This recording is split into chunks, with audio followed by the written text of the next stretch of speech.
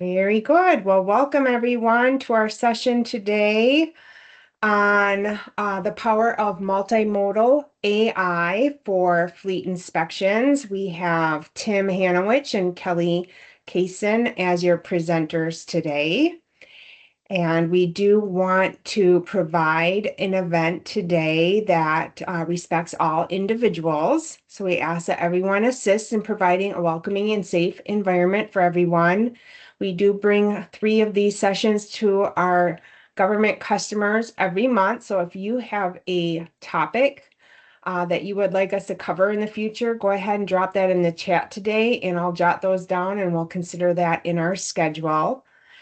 To minimize any distractions during the session today, we do have everyone on mute. If we have time at the end, we'll go ahead and unmute and take questions live, but you can certainly ask questions today via the chat, and we will get those answered as the presentation progresses.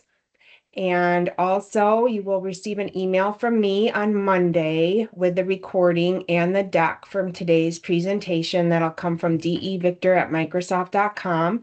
If you don't wish to receive that email in the future, go ahead and reply back and I'll take you off that list. So with that, let's get started. Tim, Kelly, thank you so much, and pass it over to you now. Thank you. All right, terrific, Deb. And as always, thank you for the very warm intro, and thank you for the time today from the attendees here today. As Deb had mentioned, today we have a very cool use of AI to go over today. A system I built with my peer Kelly called EVVIE, and EVVIE is an AI-based system that uses multimodal AI to speed up or automate the inspections of vehicles. And today the plan will be to show you kind of how it works, but also dissect it for you and walk you through how I built it with Kelly and how possibly you could use this pattern in your own use case and apply AI in a very similar way. Before I do that today, though, I thought it would first be best to share sort of how I actually got into this use case here. And you see here in my role at Microsoft, I have the privilege of working with so many different departments across states and counties across the country. And I'm very fortunate to work with some very cutting edge, very impressive and big law enforcement agencies. And I'd worked with one on the West Coast for a while now, and they had talked to me about a use case for possibly for AI. But the use case was actually vehicle inspections, and they explained to me that they have a large number of vehicles that they own and need to inspect on a regular basis. And currently, they have a paper-based process where each time an officer begins a shift, they have to leave the office with a clipboard and piece of paper in hand with a pen. They have to approach their vehicle, they have to walk around their vehicle and note any damage to the vehicle and fill out almost an entire, 1 or 2 pages of the inspection form to complete that inspection. Upon finishing that, they then have to walk that from their patrol car back into the office and drop it off on a specific partition of their supervisor's desk. That process happens every single time an officer begins a shift. And that can take 10, 15, sometimes even 20 plus minutes to accomplish. And the issue is in a large county like this department is in, usually there might be some need for that officer to hop in their car and go save the day, fight crime somewhere, or respond to a 911 call. So a lot of the time, quite frankly, there's not enough time for it to happen. So it simply gets neglected, is done late, or is simply not done. And that's caused, of course, a headache for our customer here. And so I worked with them further about this, and they actually let me in more on the actual scale of this problem that they have right now. They walked me through the numbers. This is a very large police department. They have 7,300 vehicles, of which 6,000 are used on a daily basis. And again, each of these has to be inspected every time a shift begins. So we have 46,000 inspections per week, or 184,000 per month, again, being done with a paper form. It's a very cumbersome process, and right now, again, some of them do it when they can, some don't do it. It's really hit or miss. But that issue is not only with compliance and people doing it and not doing it. It also extends financially, right? Just think about that. That many inspections. If we have 184,000 inspections per month, and on average, let's just say, for example, on average, each one takes about 15 minutes to complete. That is monthly, 46,000 hours of officer labor, literally going out to their car with a clipboard and a pen and paper and inspecting the vehicle. And if we take that number of hours, we multiply that times their average wage for officers per hour, $43 per hour monthly. That is almost $2 million being spent on labor costs on vehicle inspections. So we're spending a lot of money here having our officers do paperwork before they start their patrol shift, and that time is not necessarily being used towards public safety and improvement of public safety, but rather, boring paperwork, like, for example, a vehicle inspection, noting scratches and dents on the car, for example. So it's a large amount of money, large amount of time. Our goal is to optimize this process and introduce a digital solution to do that. So let's just say, for example, what if we could reduce that time per inspection from an average of 15 minutes, maybe to 5 minutes? What would happen there? Of course, more compliance, but also a massive savings in cost. That 1.9, almost $2 million price of labor cost could be cut in a third to just below $700,000. But even more importantly, by having that time decreased from 15 to 5 minutes, now we're seeing officers do it more. So we're having more compliance with the process. If we have more inspections being completed, now we have more data to work with, where we can now proactively have a maintenance schedule and maintain our vehicles even better, improving towards our safety and our ability to be ready for service if needed. But thirdly, I think most importantly, we're allowing our officers to do what they do best, which is, of course, increase and improve public safety. I worked with a lieutenant at this department, and he put it very well. He said, we want to keep cops doing cop things. And that might be fighting crime, it might be improving public safety, not doing paperwork. So the more time we can trim away from doing paperwork, including a vehicle inspection, the better. So this was our goal, is just to make this process much easier, much better, and possibly use AI to do so. So that's sort of how we built today. That's how we got into the EV use case.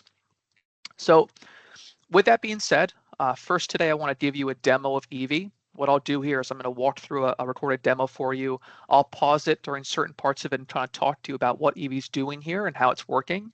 But then afterwards, I want to fully dissect how I built EVVIE with Kelly. I will walk through the actual design as to how the Power Platform uses Azure to work with AI, and how we're surfacing the inspections to the admins at this department. With that being said, let me start the recording here, start the video here. So we'll start first, of course, with a mobile app. So the idea that Kelly and I had for this solution was to, instead of having each officer have a clipboard and paper in their hand, why not replace that with what they probably all already have in their hand or their pocket, a smartphone, and have a mobile app on that smartphone be used to complete the actual vehicle inspection process. Now, some of you might ask, if you're new to Power Platform especially, how can we use Power Platform to put an app in their hand? Is it through a package, through the iOS store? The answer is no, but kind of. There's a player app you can install. So if you're on an iOS machine, like an iPhone, for example, in the App Store, there's the Power Apps Player app. And on Android, in the Google Play Store, we have the Power Apps application. You install that, then you log into that with your Entra ID credentials, and that will pull and populate every Power App you have available to use and show it to you there. And so that way officers can then open that app or pin the EVVIE app to their start page on their phone and simply pull it up on their phone very naturally, like they would, for example, with any other app.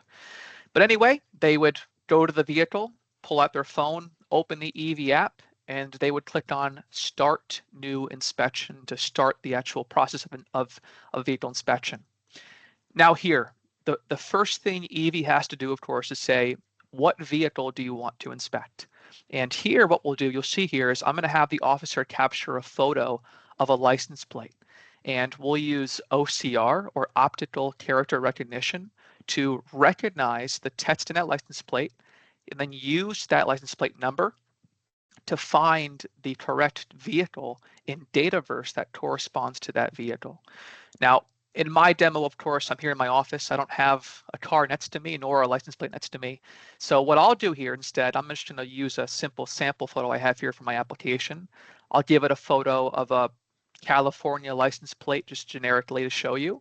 And then after the officer provides that photo of the plate to the model, what happens here is in the back end here, my Power App is prompting a multimodal large language model that lives in Azure OpenAI with a picture of the plate and the instructions of what does it say? What does the plate say?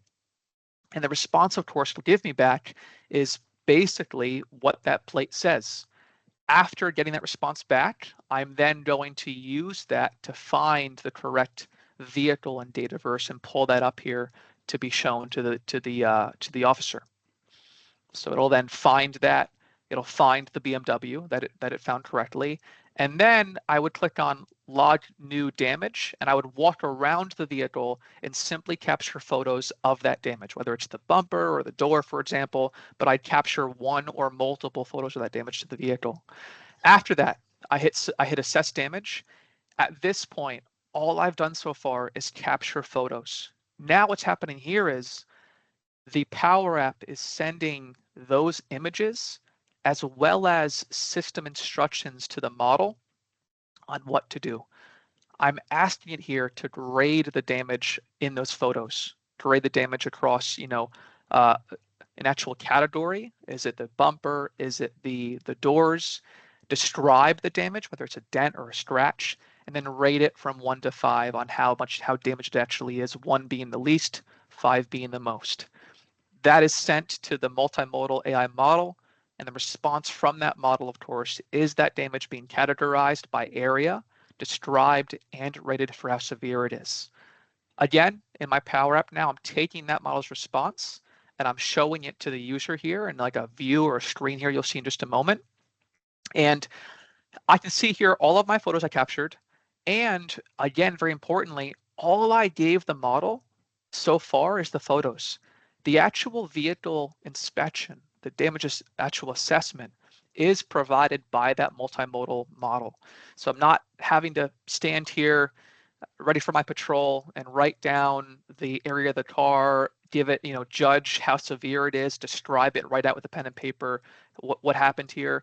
Instead, I'm relying on the very intelligent, very sharp, and intuitive AI to respond back to me and give me that assessment for me.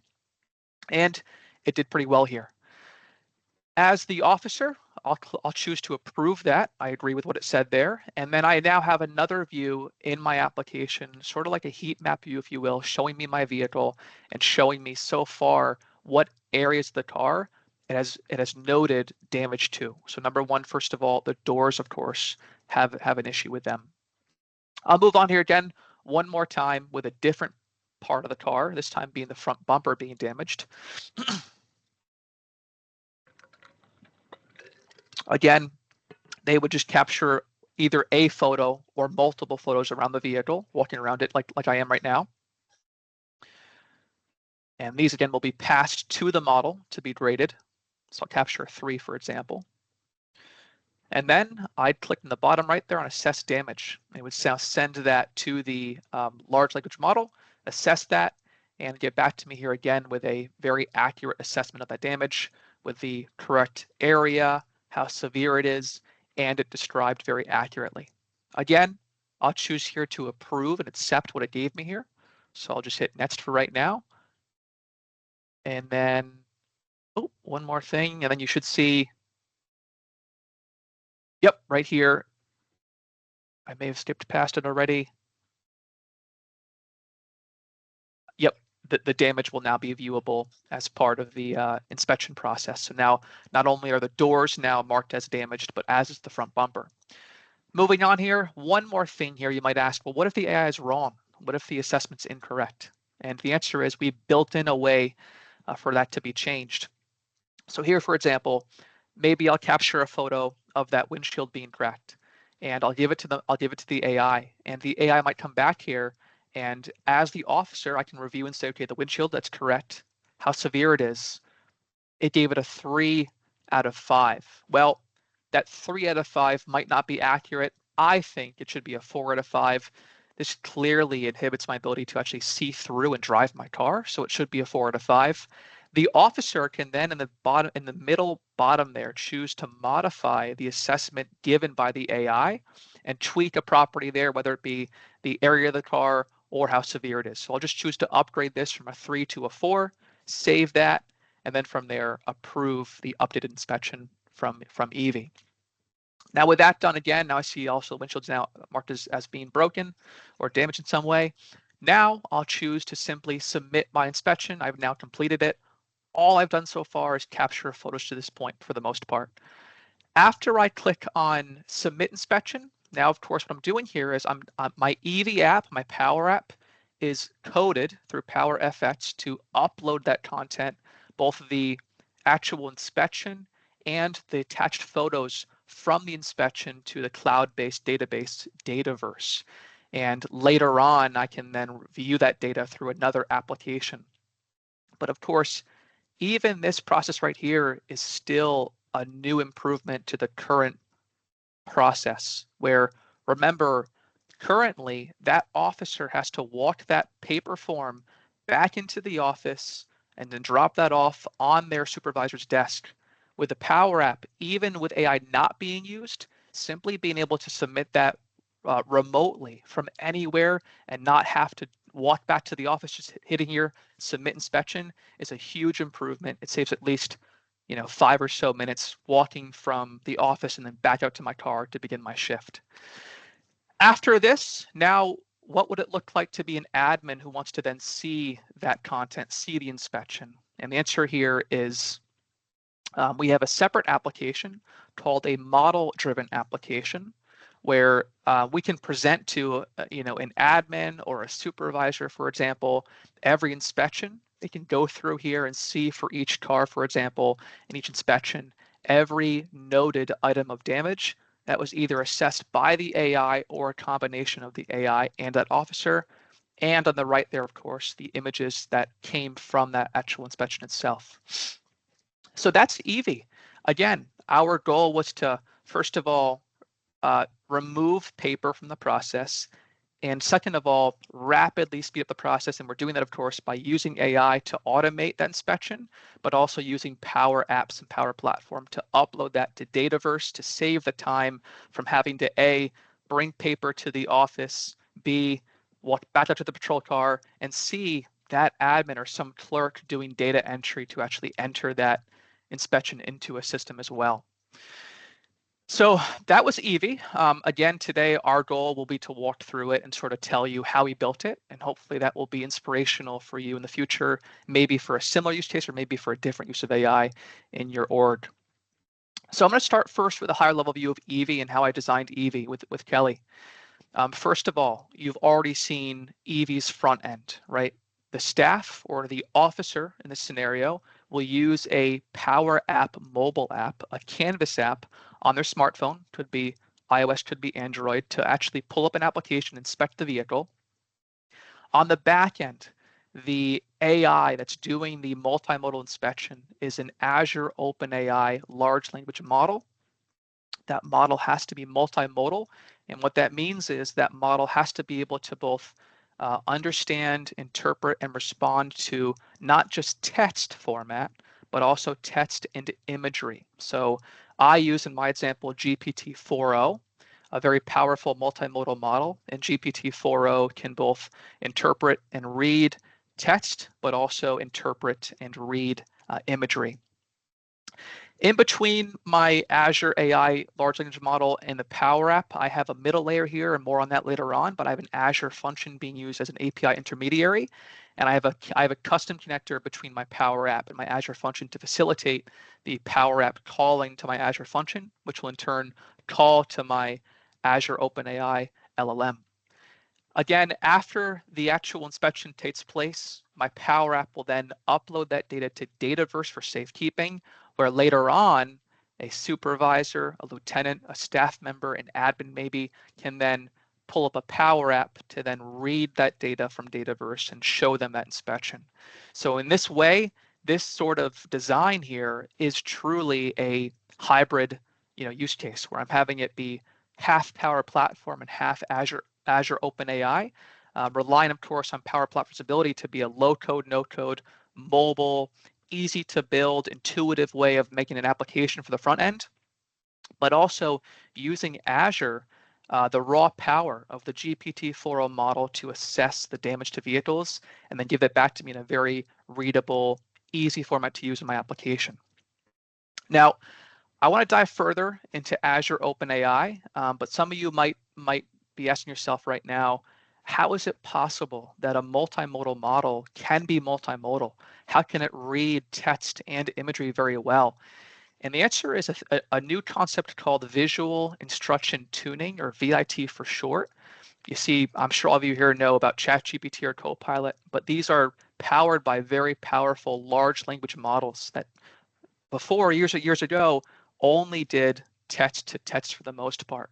In the last year or so, there's been an innovation where data scientists have learned to not only train them to be able to respond to text, but also respond and understand imagery.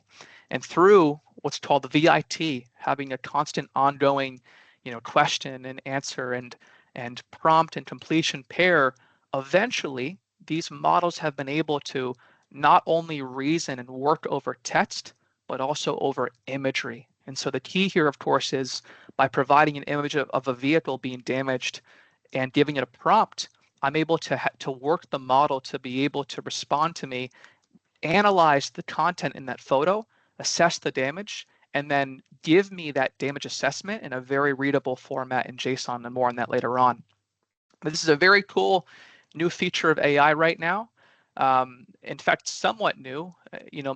Here at Microsoft, we've grown very accustomed to using models by OpenAI, and OpenAI first began VIT back in November 2023 with GPT-4 Turbo with Vision.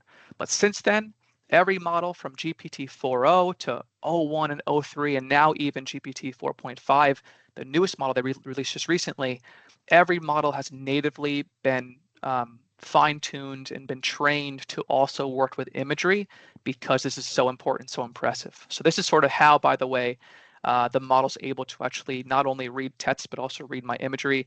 And on that, it's also very powerful at doing that. So given I'm using Azure OpenAI on the back end, some of you probably already know, but the way to actually modify the model or to instruct the model on what to do and how to do it is, of course, through system prompting or through prompt engineering, rather. And every prompt to the model is split into two. You, of course, have the system prompt where you are telling the model its role and what to do. Then you have the user prompt where you are then providing the model with the explicit example you want to work on right then and there. So I established a pretty complex system prompt here for my model, and I won't go through it for you in depth, but I'm essentially saying to the model, your job is to assess damage to police vehicles.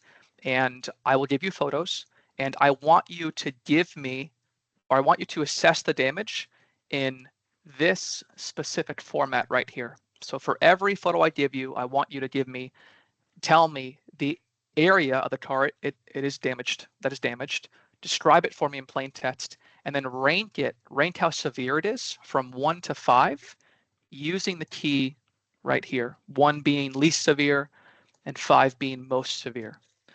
And I'm saying here, by the way, as well, that the area can only be either the doors, hood, trunk, front bumper, etc. But this is my system prompt, but based upon what you would need, that can for sure be modified.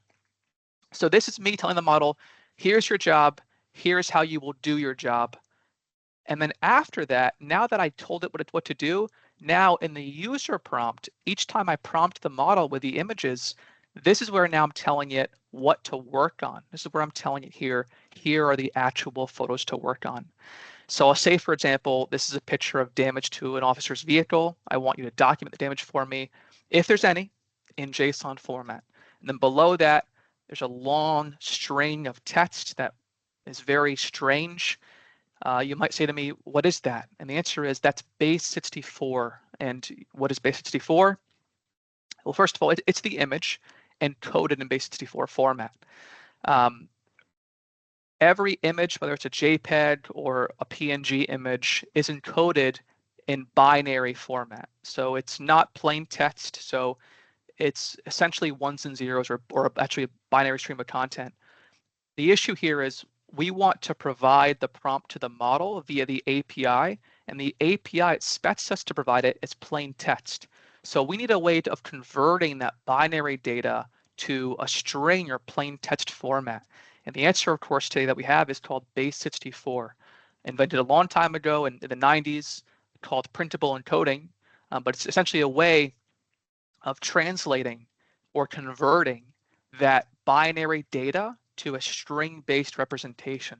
So now I can take my image, convert that to base 64, and then provide that to the model as plain text.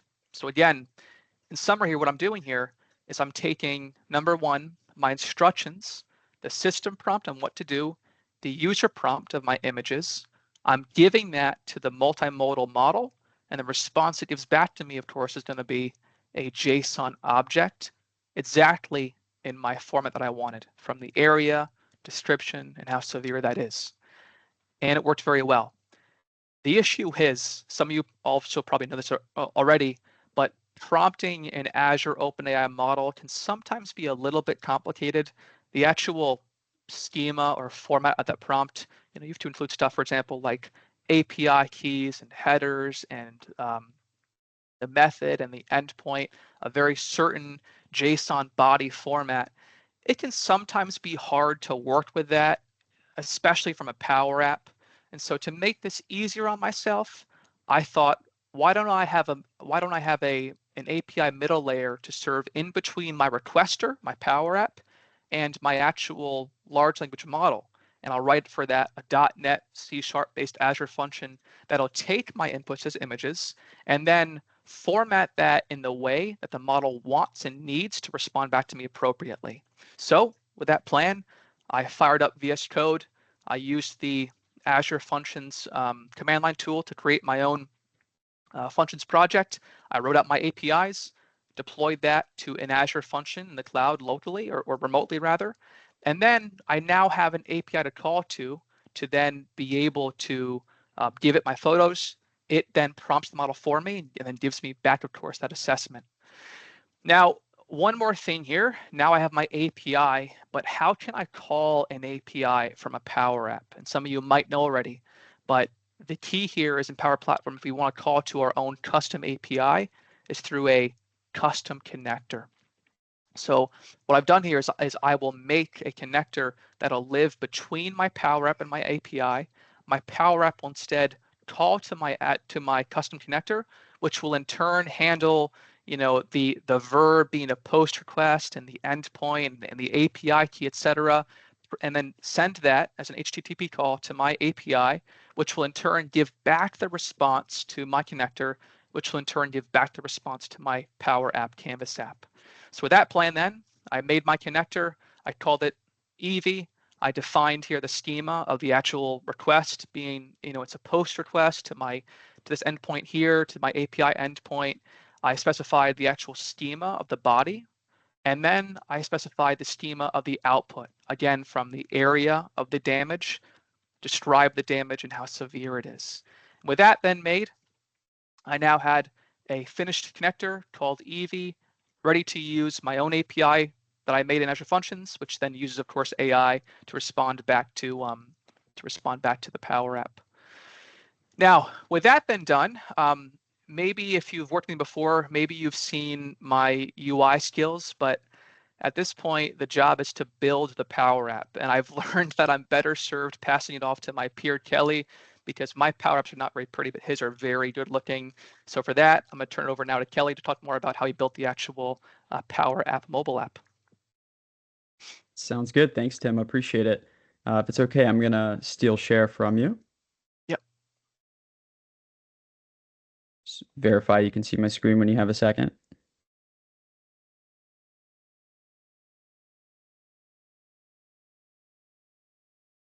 Did that work? Not yet. Nope, not seeing it. Take two. There we go. Cool. Yep. Awesome. Thanks, Tim. I appreciate it. So yeah, picking up where you left off, when we jump into the Canvas app. So this will mostly be focused on how we actually called Tim's custom connector, EVVIE, from inside of the Canvas app. So there's a couple things that come into consideration, and there's two key areas where we are calling this custom connector, and then we'll round it out by showing you how you submit the inspection with all of this different data that we're pulling in from different sources and areas. So the first thing that we took into consideration was, we have to identify our vehicle, right? So we have to either be able to take an image of a license plate, or as Tim mentioned, we don't just have cars right next to us. So we developed a way to insert some sample images in here. But what we're doing is whether we take the photo with the built-in image control, or we assign a value from one of the sample images, we need to give a value to our variable plate capture. That's going to be the image of our license plate. Once we have that, we are setting that again as that variable. And once we have data in that variable, now when we hit next is the first place that we're going to call the EVVIE custom connector. So directly from the Canvas app, we need to read in the image, pass it through to his AI model to then be processed and extract the text of the license plate itself. So if we zoom in on this piece of the code here first, we can see that we did a couple different things. So first, from our Canvas app, if you haven't loaded data, or if you haven't loaded a connector or a custom connector before, on the left-hand side, there is a tab called Data. And when you select Add Data, you can then see all of the different data sources that you can connect to via the connectors available to you. So if you're using Dataverse tables, or Excel, or Outlook, or in this case, EVVIE, all we are doing is adding that to our application so we can reference it. Now, when Tim built this custom connector, it had two actions. The first one being plate.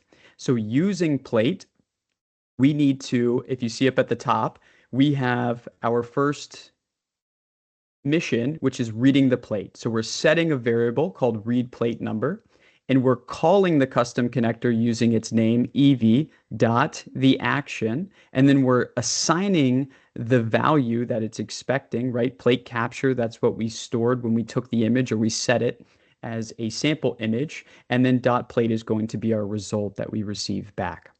So once we've taken that and we've sent that, the next thing that we want to do once we get that response back from the custom connector is then set the vehicle that's being inspected. So basically what we're doing is we're going to line up the license plate value that we receive back with the vehicle in our system of record that shares that same license plate. So we're filtering our vehicles data source, or vehicles table from the Dataverse based on the license plate column, and we want it to match what we store as this variable here up at the top, right? And so we're doing that from within our model-driven app. You can see our list of vehicles. We have the license plate column right here. And so that's how we know that we are setting the right vehicle to be inspected. And we can tie this inspection to that vehicle in the end when we submit it. So once we start assessing the vehicle's damage, as Tim shared, you can take photos or you can upload some sample ones in this particular application. But what we need are images of the different sections of the vehicle. We're doing the vehicle one section at a time. So the first thing that we need to do is when we are taking our photo or we're selecting our photo, that we're adding it to a collection, right? We want to assess multiple and not just one image. And then when we hit assess damage, this is when we'll kick off the second action using the EVVIE connector. And zooming in on that, we have the first step where we are collecting all of our damage images. This is a unique line of code, something that Tim actually taught me during this development, is that when you add a collection to a collection, it technically adds each member of the initial collection to the overall collection. Now that sounds kind of gnarly, but instead of doing a for all loop where it's going to process each record at a time, one by one, doing it in a collection allows you to process it because it's optimized for bulk operations, right? So now it's a little bit more simple to construct and read. It's a short line of code. It's optimized for bulk operations, so it's going to be a bit quicker. And, it's certainly a bit easier to maintain given that it's not having to loop through each individual image that you select. So something neat to call out. But the important piece here is actually sending these images by way of what we are calling damage assessment using the EVVIE connector. So now you can see that we are using the second action, inspect, and the value that we're assigning it as our collection of images that contain the damage, right? So same connector, second action, and then when we receive that back, we're getting the results that Tim was sharing, right? So in that JSON format, we have our damage assessment. We have the damage of our car. It's indicated doors. We have our severity level. And then we also have the description of the damage here. And true to form, we have our screen where we can edit this content, right? We have human interaction, can come in and say, this looks good, it looks accurate, or maybe I want to modify it, maybe I want to reject it. In this case, once we approve it, it then assigns the various different assessment values, to this vehicle, right? So when we look at our logged damage, these red dots and the doors indicator all just have basic visible properties. We're hiding and showing based on where the damage was assigned when we receive back the assessment. So if there's damage to the doors, we want these particular indicators to be visible. If there was damage to the windshield or the front, it would have a different variable, but we're effectively assigning that based on this code here, right? So the damage assessment dot area is how we're defining 2 through 11, the type of damage. And then we're basically setting that to a variable, right? And when that's true, we want to make visible the areas that were impacted. And so finally, once we're satisfied with all of the data we've collected, all of the different damages that have been assessed, we will then have the ability to see that we have, yes, we're working with the right vehicle. We have 2 damage assessments collected. We don't need to log anymore. And now our goal is to submit the inspection. And so we're collecting a lot of different data from different areas, from different models using connectors. We're trying to match it up with data in the Dataverse with our vehicles. And so it can feel like there's a lot of moving parts, but the idea here is to consolidate all of this different information and patch it through to the Dataverse all onto one inspection record. So we have all of this related detail. So the first thing that we did is, again, receiving the damaged area and adding that column to our collection, right? So we added a column to the existing damage assessments collection, and we're saving this updated table as a variable to be leveraged later on in the inspection. And now we're creating the inspection record. So the first thing that we're doing is setting a variable of set new inspection, and we're patching through to our vehicle inspections table, the inspected vehicle, right? So this is a column within our table where we are looking up the thing that we collected all the way at the beginning, the vehicle being inspected. So we stored that initially. We don't ever have to go and grab that again. We know that that's the vehicle that we're inspecting. The inspection time is now. And so we're just passing through the now datetime format. And then the last 2 things we need to do is create each damage assessment. So we want to log these separately because we're doing doors or maybe, sections of the vehicle one at a time rather than just one holistic assessment. And so we are looping through all of the different damage assessments that we were taken. We are relating it to our new inspection. So we're immediately referencing the inspection record that we created previously, and then we're passing through the three different values that were provided to us by the AI model, right? We have the description, we have the severity level, and we have the area that was damaged. And we're just passing through the information that we collected for each of the damage assessments. And then finally, we're collecting the images as well. So for all those damage images, again, we're patching through to the same table, relating it to the same inspection record. So that's how we can tie it all together to the same one. And then we're just passing through the value of each one of them. So that's how you can tie a couple different data points that we're collecting to the same inspection record. And once we navigate over to the model-driven app, this is actually a custom page in the model-driven app. So if you're not familiar with that, that's basically a way to make a full page, a Canvas app inside of your model-driven app. So to give us a little bit more control over how we can view certain types of data. So this is sort of a makeshift dashboard. We can see are the vehicles in our fleet, the number of inspections, but most importantly, we have our gallery or a list of inspections that we've collected. So we can always go back and see ones that were submitted. And more importantly, we can dive into the details of it. So when we select the icon on the right to view that record, we can now, in one screen, in one form, view everything that we just went through and collected in our single inspection, right? We have all of our damage assessments that are laid out in a gallery that contain those three different data points that the AI model provided for us for each one. We also have all of the attached images. So if we needed to validate or go back and see what was photographed. And then of course, most importantly, we have related it to the vehicle that we are inspecting. So the vehicle in our system of record. So it's always going to be related and tied back to that. So high level, that's kind of how I was able to take Tim's genius work and pull that into an application. Fortunately, I get the fun, exciting part, but trying to make it something that we can interact with and make it visible and useful and repeatable, most importantly, right, is the goal. So, Tim, I'm not able to see the time. I think we have a few minutes.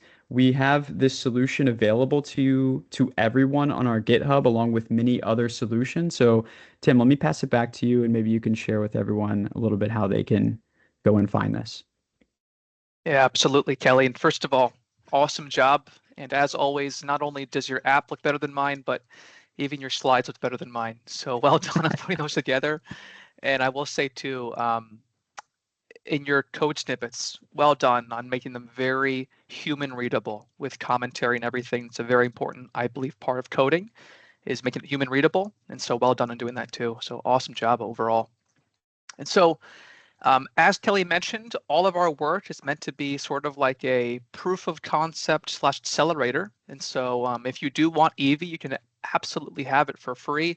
All of our code, all of our documentation from the Power App to the Azure functions to the system prompt and more is available online for free right now under our SLG BizApps official Microsoft-based GitHub repo. So aka.ms/EVVIE to get that. And again, even if you don't have a need for vehicles, or maybe not for, in the police departments, but think about all the possible uses across SLG for inspecting vehicles. Plenty, of course, in DOT, MTAs, law enforcement, even the fire department, even airports, for example, these can definitely be used. And even if maybe you don't quite need vehicle inspections, the underlying ability here, of course, is a multimodal large language model. And these models they're awesome not only at text understanding and text generation, but also the ability to reason and work over imagery. And so I think we have time today, but I just want to show you one more thing. A peer of mine came to me and said recently she had worked with a different state in the Midwest. But she said, look, I saw your demo for EVVIE for vehicle inspections. Right now, I am working with a child welfare agency. And as I'm sure all of you here know, but in child welfare, upon a family applying to be a foster parent usually what has to happen is somebody with the state has to come out to their home, visit the home, do an assessment, and say, is this home safe for a child to be put into? And so she said, I saw EVs for inspecting vehicles. Could we use a similar pattern for inspecting homes instead? And we totally can. And I explained to her how it could be done. And so EVVIE, for example, again, is a common pattern where we're giving a model, number one, instructions on what to do. So with EVVIE, I'm saying to it, you are to inspect vehicles for law enforcement. I'm gonna give you photos, tell me if they're damaged or not. I'm giving the model the actual imagery, and I'm giving the model an output criteria for giving me the actual assessment from the area, how severe it is, and actually describing it to me to be shown on the application. And then all of that is wrapped in a very easy to use, intuitive Power Wrap made by Kelly. That pattern can absolutely be extrapolated towards another use case. Like, for example, transition this from a vehicle inspection use case to a foster child placement use case, where we're having a very easy to use app and we're giving a model a system prompt telling it what to do to inspect a home, for example, not actually a vehicle. We're then giving it pictures of a home from the child's bedroom to their bathroom, living room, yard, etc. And then the output criteria here would be a checklist. What percentage or what number of checklist items does this home meet? Is it safe? Is it clean? Is it comfortable, etc.? That can absolutely be applied towards a child welfare process. It's not a demo, but rather a concept here, but to show you that, what that might look like is upon entering the home, a caseworker will, again, pull up their phone, pull up a mobile app, and then on that phone, they'd walk through capturing photos of on that phone. They, again, might capture photos, for example, of that child's bedroom, maybe their bed, for example, capture photos of the kitchen, capture photos of the child's potential bathroom, right? And fourthly, maybe a play area from a back lawn, front lawn, etc. After that, they'd click, of course, on perform assessment. It would pass that to an EVVIE equivalent where instead of assessing a vehicle, it would use the new pattern of assessing a home for a possible child placement in that home, and then show them a very different but a very similar view, showing them the AI's assessment of how ready that child is or that home is to be placed or to have a child placed in it. So all of that can be done by AI instead of that worker having to later on go through hours worth of work to review every photo and a checklist and check off each one by one, possibly even with paper. And then even further on that, we can then digitally embed buttons to do stuff like, for example, if they did not pass, send that report to the foster child applicant and say to them, hey, we came by you yesterday. Thank you for your time today. Here's the report. You are complete in how clean you are, but you are deficient in how maybe safe the home is, for just for example. And again, it's just a concept here, but just showing you how this new technology of multimodal AI is very powerful and can certainly be used across SLG all up. And so hopefully that was inspirational for you to see EVVIE and see this example at the very end here. But if you have an idea or a need to automate a business process, maybe even a paper process, and infuse AI into it to save time and save money, please do contact someone like me or Kelly or your local account team for help on that. One more thing is next time we'll meet, it'll be April 24th, 2025. We'll have Patrick O'Dorman join us. He will lead the session next time. Really great speaker, and he'll talk more about Power Platform ALM principles from, what is ALM to GitHub Actions, ADO pipelines, the Patch CLI, and much more beyond that. So please stay tuned for that link to register. And then Deb, I'm going to hand it back over to you to close off. Very good. I have